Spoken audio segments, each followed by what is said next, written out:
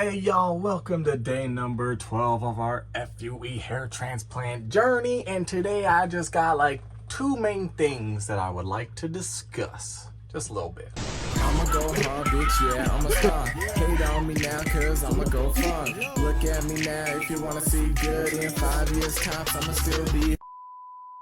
Alright, so as you can see, things are looking good. Recipient area, we can see it all scabbing up. Scabs are kind of looking nasty. You can see them all like popping up on top of the hairs, and you know, from afar, you can't really tell, but if you start looking, you're like, yo, there's a lot of dead skin there. It looks pretty disgusting, y'all. But it's looking good. And one thing I'm noticing is that I feel like the density that we can see here is actually pretty close. Maybe a little bit less because the hair is going to get thicker and curl up and all that good stuff. But it's pretty close. Like, this should be probably like bare minimum of how the density should look once the hairs fall out, regrow, and all the scabs are gone. And I'm thinking this because, like I said, you see all the scabs are popping up. Scabs are majorly white, and if you look closely, you can see a bunch of hairs everywhere.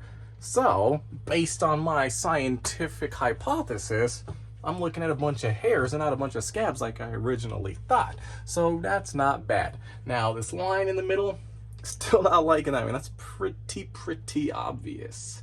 Now, if you look really closely, you can see a bunch of dormant hairs, so I'm hoping those will actually sprout back up, even everything out as we go through this process, because I do not want to have this huge line in my head. Ugh, it looks pretty bad, actually. Look at that. I thought it was getting better. Like, you know, from the front, it looks chill. When you look close like this from the top, you're like, yo, what is this? What is that? Second thing, like I said, I'm still sleeping with this neck pillow on my neck because I don't want to toss and turn and mess up my grafts, even though, like I said, you can see the hairs are sprouting out of my head. They're literally locked in place. They're not going anywhere, but, you know, just don't want to risk anything. That's why I'm not even washing off the scabs like my doctor told me not to. I got to wait like another week or two. But here's what happened last night.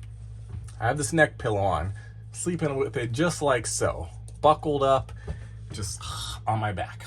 I wake up in the morning and explain this to me.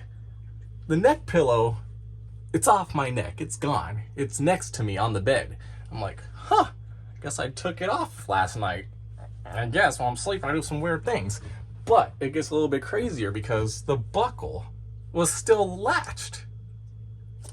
So I literally, while I was sleeping, somehow put this over my head, over my grafts, and put it next to me. I really wish I had a camera on last night while I was sleeping so I could see what actually happened, because there's no way I did that. I literally had to grab both of my hands, push it over my head, and took it off because I was like, yo, I'm done with this. That's insane, but I mean, I haven't noticed anything wrong with my grafts, so we're chilling, taking a look at the donor area, looking good. Very little discomfort when I'm washing it now, so that's of course a good sign. But I'm just trying to figure out how I got this thing over my head while I was sleeping without noticing and without damaging my grafts. Although I don't think they could really be damaged at this point, but still, how did that happen? It's crazy. I mean, I've been known to do something like before I got my, I don't know if you can see it, my metal retainer in here. I used to have the plastic one, and almost every night, oh my god, it was like a nightmare. Every night I took it off, almost choked on that thing on the daily, and then I finally got the metal one and haven't looked back.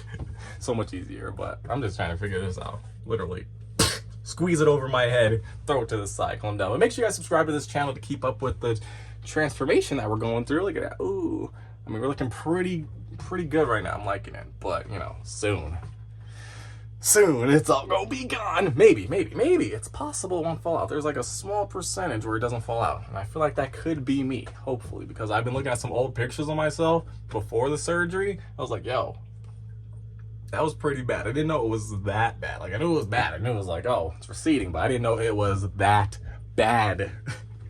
So I don't want to go through that again. I'm gonna have to. I mean, it is what it is.